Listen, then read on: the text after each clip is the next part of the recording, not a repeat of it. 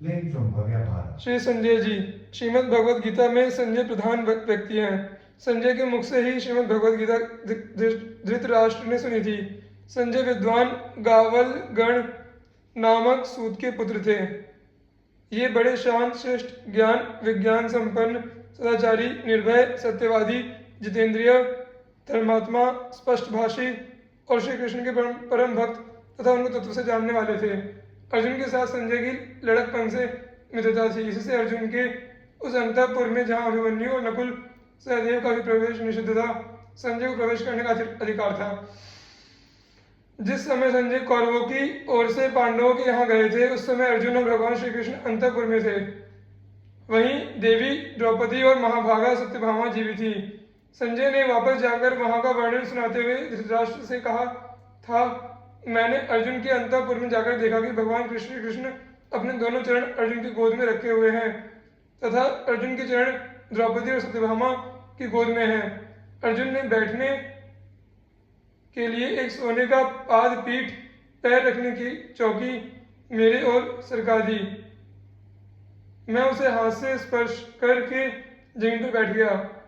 उन दोनों महापुरुषों को इस प्रकार अत्यंत प्रेम से एक आसन पर बैठे देखकर मैं समझ गया कि ये दोनों जिनकी आज्ञा में रहते हैं, उन धर्मराज युधिष्ठिर के मन का संकल्प भी पूरा होगा।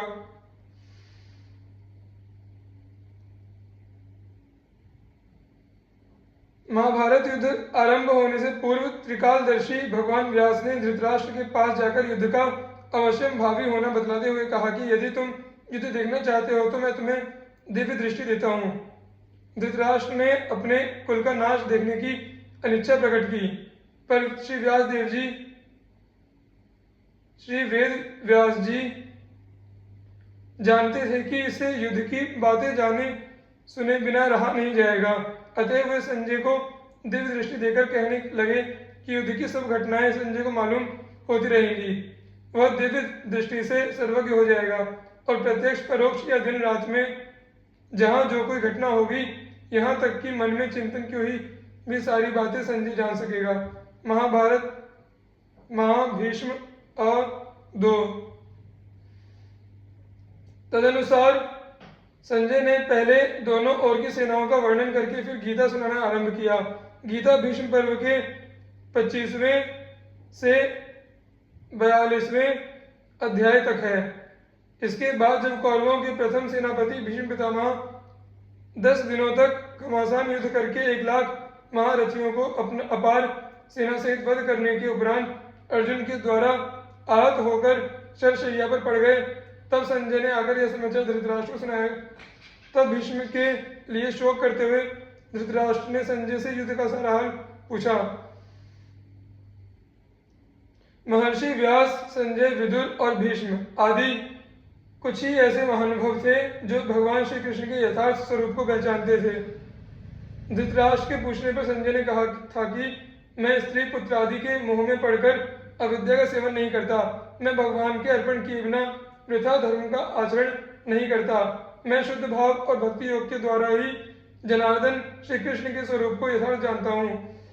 भगवान का स्वरूप और पराक्रम बतलाते हुए संजय ने कहा, उदार हृदय श्री वासुदेव के चक्र का मध्य भाग 5 हाथ विस्तार वाला है, परंतु भगवान के इच्छा अनुकूल वह चाहे जितना बड़ा हो सकता है। वह तेज पुंज से प्रकाशित चक्र सबके सारा सार बल्कि था लेने के लिए बना है।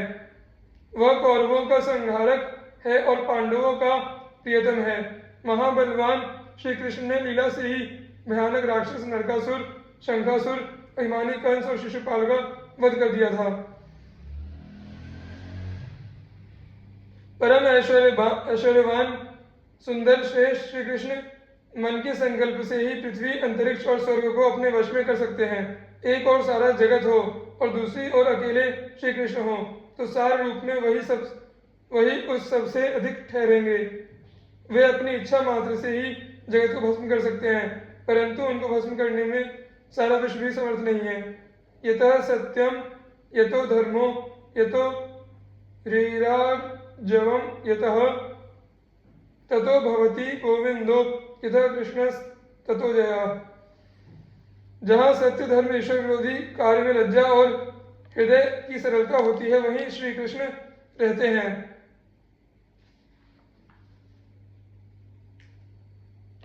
वही निस्संदेह विजय है। सर्वभूतात्मा पुरुषोत्तम श्री कृष्ण लीला से पृथ्वी, अंतरिक्ष और स्वर्ग का संचालन किया करते हैं। वे श्री कृष्ण सब लोगों को मोहित करते हुए से पांडवों का बहाना करके तुम्हारे अधर्मी मूर्ख पुत्रों को भस्म करना चाहते हैं। भगवान श्री कृष्ण अपने प्रभाव से काल चक्र, जगत चक्र और युग चक्र को सदा घुमाया बदला करते हैं। मैं यह सत्य कहता हूँ कि भगवान श्री कृष्ण ही काल, मृत्यु और स्थावर जंगम रूप जगत के एकमात्र अधीश्वर हैं। जैसे किसान अपने ही बोए हुए खेत को पक जाने पर काट लेता है, इसी प्रकार महायोगेश्वर श्री कृष्ण समस्त जगत के पालन करता होने पर भी स्वयं उसके संहार के लिए कर्म करते हैं।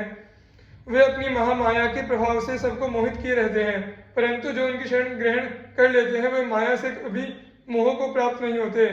ये त्वामेव प्रपद्यन्ते न ते मोहयन्ति मानवा।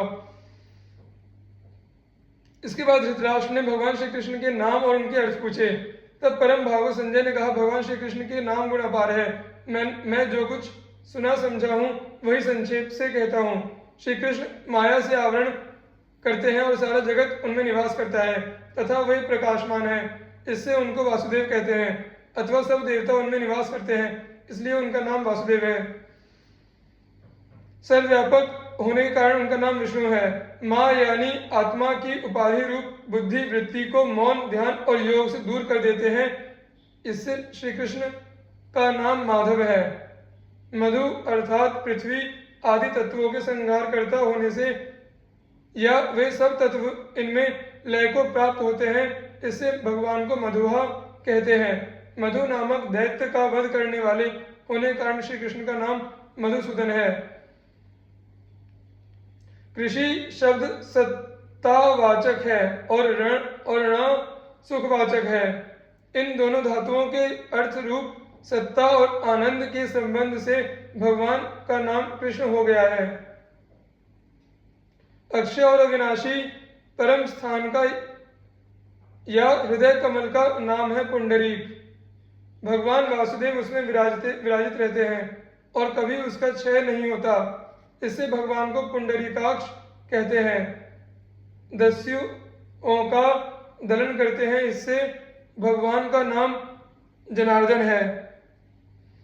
वे सत्व से कभी च्युत नहीं होते और सत्व उनसे कभी अलग नहीं होता, इससे उनको सात्वत कहते हैं। वृषभ का अर्थ वेद है और ईक्षण का अर्थ है ज्ञापक, अर्थात वेद के द्वारा भगवान जाने जाते हैं, इसलिए उनका नाम वृषभ भीक्षण है।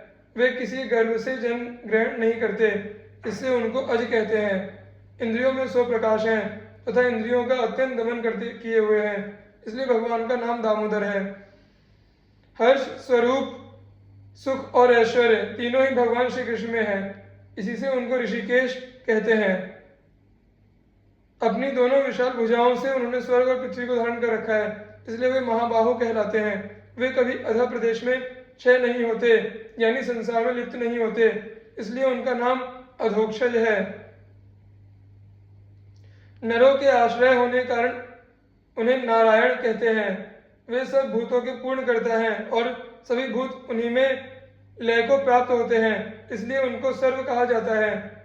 श्री कृष्ण सत्य में है और सत्य उनमें है तथा वे गोविंद व्यावहारिक सत्य की अपेक्षा भी परम सत्य रूप है, इससे उनका नाम सत्य है। चरणों द्वारा विश्व को व्याप्त करने वाले होने से विष्णु और सब पर विजय प्राप्त करने के कारण भगवान को जिष्णु कहते हैं। शाश्वत और अनंत होने से उनका नाम अनंत है और गो यानी इंद्रियों के प्रकाशक होने से गोविंद कहे जाते हैं। वास्तव में तत्वहीन असत्य जगत को भगवान अपनी सत्ता स्फूर्ति से तत्व सत्य सा बनाकर सबको मोहित करते हैं। यह संजय की श्री कृष्ण भक्ति और श्री कृष्ण तत्व ज्ञान का एक उदाहरण है।